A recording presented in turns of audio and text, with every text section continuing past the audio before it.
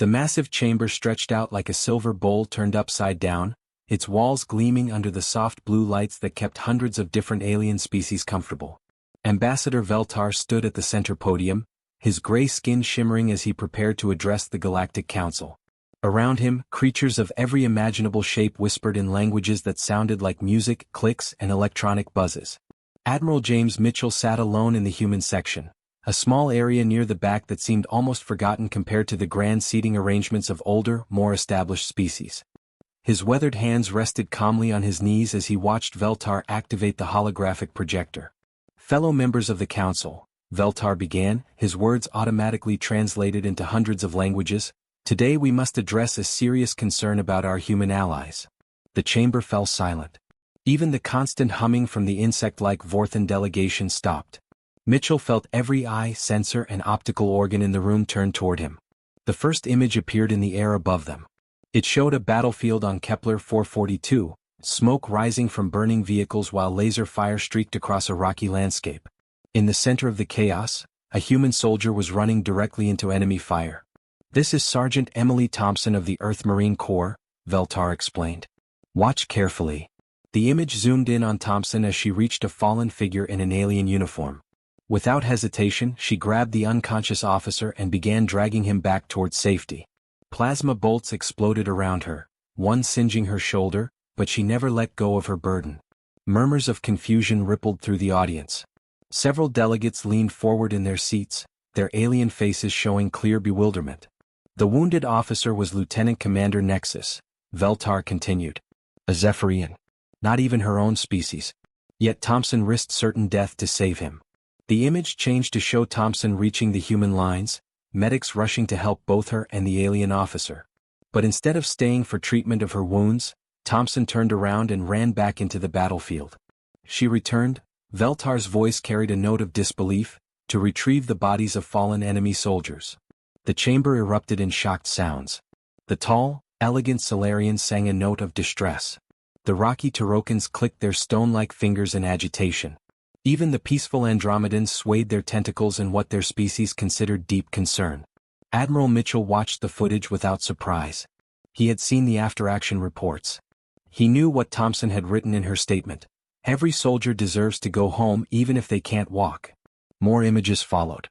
Private David Wilson throwing himself on a grenade to protect both human and alien squad mates, dying instantly but saving 12 lives. Captain Lisa Hayes staying at her post during a catastrophic hull breach, manually sealing emergency doors while the rest of her team evacuated, knowing she would likely suffocate before rescue arrived. "These are not isolated incidents," Veltar announced, his gray skin now pale with what appeared to be genuine worry. "Our analysis of human military actions over the past 5 years shows this pattern repeated thousands of times." The data appeared as floating charts and graphs around the chamber. Every measurement told the same story. Human soldiers consistently chose actions that decreased their own survival chances while protecting others. They charged impossible positions, stayed behind during evacuations, and refused medical treatment to let wounded aliens receive care first. "No rational species behaves this way," declared Ambassador Mordak of the Hegemony Border Worlds. His snake-like form coiled tighter around his floating platform. "This suggests serious mental illness." Agreement sounds filled the chamber. The Rigelians' harmonious voices joined the mechanical beeping of the Silicon Collective and the deep rumbling of the Gas Giant Federation. To every non-human species present, the footage represented clear evidence of psychological breakdown. Mitchell finally stood up. His voice carried easily through the chamber's acoustic system, designed to amplify even the quietest speakers. "With respect to the council," he said, "those soldiers were doing their jobs." The chamber fell silent again. Veltar's 4 eyes blinked in sequence, a sign of confusion in his species. "Admiral Mitchell," Veltar replied carefully, "their job was to complete the mission and survive. Instead, they repeatedly chose actions that guaranteed injury or death. This is not rational behavior." "It is to us," Mitchell said simply. The Andromedan delegate floated forward slightly. "Admiral, surely you understand our concern. Your soldiers display what can only be described as suicidal tendencies. They seem to value other lives more than their own." "Yes," Mitchell nodded. "They do." The admission sent another wave of disturbed sounds through the chamber. Several smaller species huddled together in their seating sections, Clearly frightened by this confirmation of human mental instability, Veltar raised one long gray hand for silence. The evidence is overwhelming. Human military personnel consistently display behavior patterns that indicate severe psychological dysfunction. They cannot be trusted to make rational decisions in combat situations. He paused, letting his words sink in before continuing. Therefore, I propose immediate mandatory psychological evaluation of all human soldiers serving in joint operations. Those found mentally unfit should be removed from active duty until proper treatment can cure their death wish syndrome. The voting began immediately. Species after species cast their decision into the central computer. The numbers appeared in holographic displays around the chamber. 847 in favor of mandatory evaluations. Admiral Mitchell cast the only vote against the measure. As the session ended and delegates began filing out of the chamber, many gave Mitchell concerned looks. Some seemed genuinely worried about humanity's mental health. Others appeared relieved that the dangerous humans would finally receive proper psychiatric care. Mitchell remained in his seat until the chamber emptied. The mandate would take effect within days. Every human soldier in the galaxy would soon be evaluated by alien psychologists who could not understand why anyone would die for others. The irony was not lost on him. The same qualities that made humans the most requested allies in the galaxy had now been officially labeled as mental illness. Mars Defense Station had never seen anything quite like the arrival of Dr. Kethmos and his evaluation team. The Andalite psychologist stood nearly 8 feet tall, his blue-gray skin marked with intricate patterns that shifted color based on his emotional state. Behind him came specialists from 12 different worlds, each bringing their own understanding of mental health and rational behavior. The station's human crew watched nervously as the alien doctors set up their equipment in what used to be Conference Room 7. Now it looked like something from a science fiction movie, filled with strange devices that hummed, beeped, and occasionally projected swirling lights into the air. Private Robert Anderson sat outside the evaluation room, his hands clasped tightly in his lap. At 23 he had already served in 4 major conflicts and earned 3 medals for bravery. Now he was waiting to be told he was mentally ill. Private Anderson, a mechanical voice announced from the room's speaker system. Please enter. Robert walked into the transformed conference room and stopped short. Dr. Kethmos sat behind a curved desk that seemed to float in midair, his 4 eyes blinking in a pattern Robert had never seen before. Various monitoring devices pointed at the single chair placed in the center of the room. Please sit, Dr. Kethmos said, his voice carrying a strange musical quality even through the translator. I am Dr. Kethmos. I am here to help determine if you are suffering from psychological disorders that affect your military service. Robert sat down carefully. The chair was surprisingly comfortable, though he could feel it scanning him in ways he didn't understand. Lights played across his body while soft sounds indicated various measurements being taken. Let us begin with the Battle of Proxima Station, Dr. Kethmos said, consulting a holographic display that appeared beside him. You were observed placing yourself between enemy fire and a wounded Rigelian soldier. Can you explain this action? Robert thought for a moment. The question seemed strange to him. Well, sir, Corporal Zixta was down and bleeding pretty bad. The enemy had him pinned, and our medics couldn't reach him safely. Yes, but according to tactical analysis, your position gave you only a 27% chance of survival. Why did you not seek cover? Someone had to help Zixta, Robert replied, genuinely confused by the question. He's got 3 kids back on Rigel Prime. His wife sent me pictures once. Cute little things with big purple eyes. Dr. Kethmos made notes on his floating tablet, the alien writing appearing as glowing symbols that shifted and moved. Did you consider that your death would serve no purpose if you failed to save the Rigelian? I guess I didn't really think about dying, Robert said honestly. I just thought about getting Zixta out of there. The evaluation continued for 2 hours. Dr. Kethmos asked about other incidents from Robert's service record. The time he had shared his emergency oxygen with a Solarian pilot whose life support had failed, even though it left Robert with barely enough air to survive. The mission where he had carried wounded enemy soldiers to safety after a battle, despite orders to secure the area first. Each answer Robert gave seemed to puzzle the alien doctor more. The young Marine spoke about his actions as if they were the most natural things in the world. He showed no signs of understanding why anyone would find his behavior unusual or dangerous. That concludes our session, Dr. Kethmos finally announced. You may return to your duties. As Robert left, he passed Captain Lisa Hayes in the hallway. She was next on the evaluation list and she looked just as nervous as he had felt. Captain Hayes had been in the service for 8 years and commanded a patrol ship called the Defiant. Her crew included humans, 2 Andromedans, and a Silicon collective unit that everyone called Sparky. She loved her job and had never questioned her fitness for command until now. Captain Hayes, Dr. Kethmos greeted her as she entered the evaluation room. Please sit. I have reviewed your service record with great interest. Lisa sat down, trying to appear calm as the scanning devices activated around her. She had read the reports from other human officers who had been evaluated. None of them had been declared fit for duty. During the Tau Ceti incident, your ship suffered a catastrophic hull breach, Dr. Kethmos began. You remained at your post to manually seal emergency bulkheads while your crew evacuated. This action had a 91% probability of resulting in your death. Please explain your reasoning. Lisa remembered that day clearly. The breach had been massive and the automatic systems had failed. Someone needed to stay behind to operate the manual controls, or the entire ship would have been lost along with her crew of 37 beings. My crew needed time to reach the escape pods, she explained. The bulkheads had to be sealed in sequence, or the breach would have spread to the pod bay. But you could have evacuated with the first group and allowed the ship to be destroyed. Your crew would have survived in the pods until rescue arrived. Lisa stared at the alien doctor. Sir, the Defiant was our home. She carried irreplaceable research data and enough supplies to keep a colony alive for 6 months. I couldn't just abandon her. The statistical analysis shows that your survival was extremely unlikely. How did you expect to escape after sealing the bulkheads? I figured I'd worry about that after everyone else was safe, Lisa replied. Turned out the rescue ship arrived just in time to get me out. Dr. Kethmos made more glowing notes. Did you not fear death? Of course I was scared, Lisa admitted. But being scared doesn't mean you stop doing your job. The pattern continued through dozens of interviews over the following weeks. Every human soldier, from new recruits to veteran commanders, displayed the same psychological profile. They consistently chose actions that put others' safety above their own. They spoke about these decisions as if they were obvious and natural. Dr. Kethmos and his team documented case after case of what they considered severe mental dysfunction. Yet these same mentally ill humans had the highest military effectiveness ratings of any species in the galaxy. Their units showed unprecedented loyalty, their missions succeeded at rates that defied statistical probability, and their allies trusted them completely. The contradiction troubled Dr. Kethmos deeply as he prepared his preliminary reports for the Galactic Council.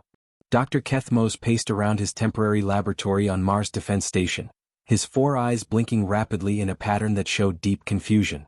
The evaluation reports spread across floating holographic displays around him painted a troubling picture. Every single human soldier showed the same psychological patterns that his species would consider severe mental illness. Yet something didn't make sense. If humans were truly suffering from species-wide psychological dysfunction, how had they become the most effective military allies in the galaxy? Their success rates were impossible to explain if their decision-making was as flawed as the evaluation suggested. He decided to expand his investigation beyond military personnel. Perhaps the problem was limited to soldiers, created by some defect in human military training. The thought gave him hope that the condition might be treatable. His first civilian interview was with Margaret Foster, a school teacher working in the education sector of Europa Station. She was a small woman with kind eyes and graying hair, the sort of person who seemed to radiate warmth and safety. Dr. Kethmos had chosen her specifically because her psychological profile should be completely different from the soldiers he had been evaluating. Thank you for volunteering for this interview, Miss Foster, Dr. Kethmos said as she settled into the scanning chair. I understand you experienced an emergency situation 6 months ago. Could you describe what happened? Margaret's face grew serious as she remembered that terrible day. There was an atmospheric breach in the school section. Something went wrong with the environmental systems, and we had to evacuate all the children. The holographic display showed the incident report. A malfunction in the station's air recycling system had created a dangerous leak of toxic gases. The evacuation had been ordered immediately, with all personnel required to reach the escape pods within 15 minutes. According to the records, you were not on the first evacuation transport, Dr. Kethmos observed. Why did you remain behind? Little Tommy Peterson was missing, Margaret explained simply. He was only 6 years old and he got scared when the alarm started. He hid in the supply closet and wouldn't come out. Dr. Kethmos checked his data. The atmospheric readings showed that the toxic gas levels had been rising steadily during the evacuation. Anyone remaining in the school section faced serious risk of poisoning or death. Were you not concerned for your own safety? Margaret looked puzzled by the question. Well, of course I was worried. But I couldn't leave Tommy behind. He was just a little boy, terrified and alone. Someone had to stay with him until we could get him to safety. But statistical analysis shows you had a 68% chance of serious injury or death by remaining. Did you consider leaving the child and evacuating with the others? The teacher's expression changed to something Dr. Kethmos had never seen before. It was gentle but absolutely firm, like steel covered in silk. Doctor, I don't think you understand, Margaret said quietly. Tommy was one of my students. I'm responsible for those children when they're in my care. I would never abandon a child, no matter what the danger. Dr. Kethmos made careful notes, his concern growing. The civilian showed exactly the same psychological patterns as the soldiers. She spoke about risking her life for others as if it were the most natural thing in the world. His next interview was with David Sullivan, a maintenance worker who had been involved in a reactor emergency 3 months earlier. David was a big man with calloused hands and oil stains on his uniform, the kind of person who kept the space stations running smoothly. Mr. Sullivan, during the reactor crisis, you remained behind to manually seal a coolant breach while other personnel evacuated. Can you explain this decision? David scratched his head thoughtfully. Well, Doc, someone had to do it. The automatic systems were fried, and if that breach had gotten worse, the whole station could have blown up. 15,000 people lived on that station. But you could have evacuated and allowed the emergency team to handle the situation. The emergency team was already dealing with 3 other breaches, David replied. Besides, I knew that reactor better than anyone. I'd been maintaining it for 7 years. It made sense for me to be the one to fix it. Dr. Kethmos reviewed the incident data.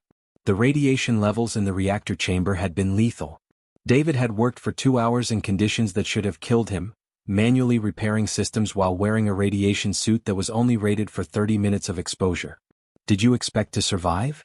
David shrugged. I hoped I would. But even if I didn't, at least everyone else would be safe. That seemed more important at the time. The pattern continued through interview after interview. Helen Brooks, a nurse who had refused evacuation from a field hospital under bombardment, staying to care for patients who couldn't be moved. Michael Chin, a cargo handler who had risked his life to save a shipment of medical supplies during a pirate attack, knowing that colonies were depending on those medicines. None of them were soldiers. None had received military training or conditioning.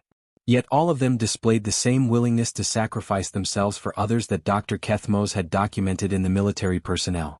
As word of the evaluations spread throughout the human fleet, an unexpected problem emerged. Human soldiers began to doubt themselves for the first time in their military careers. They had always been proud of their courage and dedication, but now they were being told these qualities were signs of mental illness. Some requested transfers to non-combat positions. Others asked to be relieved of duties involving alien personnel, fearing their psychological dysfunction might endanger their allies. Morale dropped dramatically as humans began to question whether they were truly fit to serve alongside rational species. Captain Hayes submitted a formal request to be removed from command of the Defiant, writing in her report that she could not trust her own judgment if she was mentally ill. Lieutenant Commander Torres asked to be reassigned to a desk job, stating that his suicidal tendencies made him unfit to lead troops. For the first time since humans had joined the galactic community, their legendary military effectiveness began to decline. The same psychological evaluations that were supposed to help them were destroying the confidence that had made them such valuable allies. Dr. Kethmos watched these developments with growing alarm, realizing that his investigation might have consequences far beyond what anyone had anticipated. The attack sirens screamed through Mars Defense Station at 0347 hours, their piercing wail cutting through the artificial night cycle like a blade. Dr. Kethmos jerked awake in his guest quarters, his 4 eyes snapping open as emergency lights bathed everything in red. His translator crackled to life with urgent announcements in dozens of languages. All personnel to emergency stations. We are under attack. This is not a drill. The hegemony forces had chosen their moment perfectly. Intelligence later revealed they had been monitoring the psychological evaluations, waiting for the exact moment when human military effectiveness was at its lowest point. With human soldiers doubting their own sanity and requesting transfers away from combat duties, Mars Defense Station had never been more vulnerable. Dr. Kethmos stumbled from his quarters into a corridor filled with running figures. The station shook violently as enemy plasma cannons found their targets, throwing him against the wall. Emergency bulkheads began sliding shut throughout the facility, sealing off damaged sections. He found himself trapped in Corridor 7 with 5 human subjects from his evaluations. These were the same soldiers he had diagnosed with severe psychological dysfunction just days earlier. Corporal Susan Miller, who suffered from what he had termed excessive protective instincts. Private Thomas Bennett, classified with pathological self-sacrifice syndrome. 3 others who had all been recommended for immediate psychiatric treatment. Another explosion rocked the station, and sparks rained from damaged ceiling panels. Through the transparent aluminum windows, Dr. Kethmos could see hegemony attack ships swarming around the station like angry wasps. Their sleek, black hulls reflected the flames from burning sections of the human facility. "Doc, you need to get to the emergency shelter," Corporal Miller said, her voice calm despite the chaos around them. She was already checking her weapon and assessing their tactical situation with the cold efficiency that Dr. Kethmos had documented as evidence of her mental instability. "The shelter is 3 levels down," Dr. Kethmos replied, his translator struggling with his rapid, panicked speech. "The lifts are not functioning." "Then we take the maintenance shafts," Private Bennett said, pulling open an access panel in the wall. "I'll go first and make sure it's clear." Dr. Kethmos watched in fascination as the psychologically unfit humans transformed before his eyes. Their movements became coordinated and purposeful. They communicated with brief hand signals and quiet words, every action flowing into the next like parts of a single organism. Bennett disappeared into the maintenance shaft and returned within minutes. "Path's clear, but we've got hegemony troops moving through the lower levels. They're heading for the computer core." Miller nodded grimly. "They want the evaluation data. Probably figure they can use it to predict human behavior in future battles." The group began moving through the maintenance tunnels, Dr. Kethmos awkwardly following the humans who seemed to navigate the cramped spaces with ease. As they descended toward the emergency shelter, explosions continued to rock the station above them. They were halfway to safety when disaster struck. A plasma blast tore through the corridor they were crossing, and hegemony soldiers poured through the breach. The alien attackers moved with deadly precision, their weapons trained on the small group of humans and their alien companion. What happened next would change Dr. Kethmos's understanding of human psychology forever. Without hesitation, Corporal Johnson threw himself directly into the line of fire meant for the alien doctor. The plasma bolt caught him in the chest, spinning him around and sending him crashing to the floor. Purple blood spread across his uniform as he struggled to breathe. "Sorry about the mess, Doc," Johnson gasped, looking up at Dr. Kethmos with eyes that were already growing dim. "Didn't want you getting hurt on our watch." The remaining humans didn't pause to mourn their fallen comrade. They moved like a single entity, each one knowing exactly what the others would do. Miller provided covering fire while Bennett flanked the enemy position. The others created a protective barrier around Dr. Kethmos, their own safety forgotten as they focused on keeping him alive. During the firefight, Dr. Kethmos observed something that defied everything he thought he knew about rational behavior. Lieutenant Patricia Davis had been shot in the leg and was bleeding heavily, but she ignored her wound to help evacuate other aliens from the combat zone. She moved the wounded Andromedans and Silicon Collective units to safety first, even though humans were the primary targets of the attack. "Davis, you need medical attention," Miller shouted over the sound of weapons fire. "After we get everyone else out," Davis replied, continuing to drag an unconscious Rigelian toward the emergency shelter.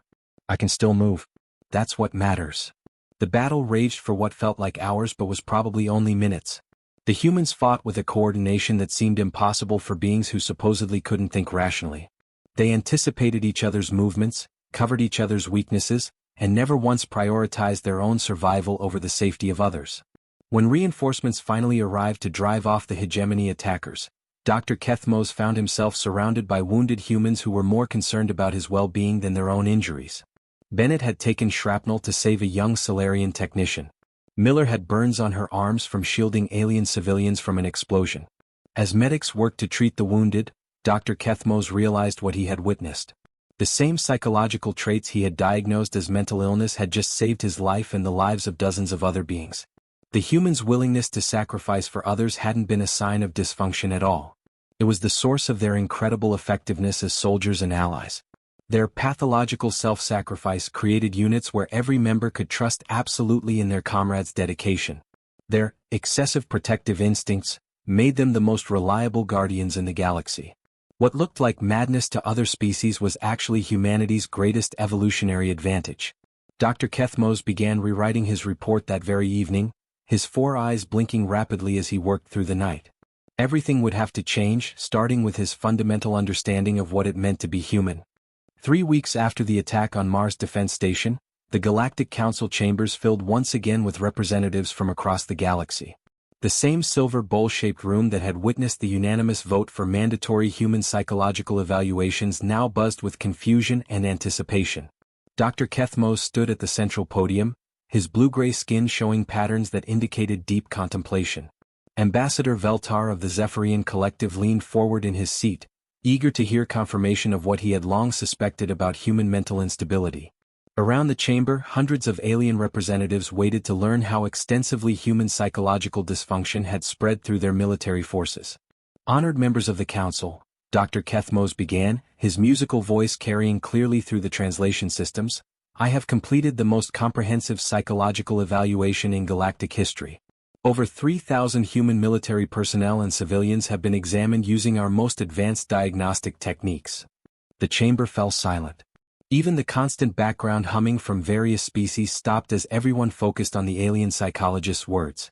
My findings require me to make an immediate recommendation, Dr. Kethmos continued, activating the holographic display system.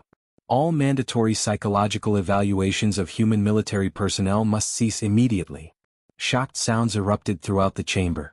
Veltar's gray skin shifted to a pale yellow, indicating extreme surprise.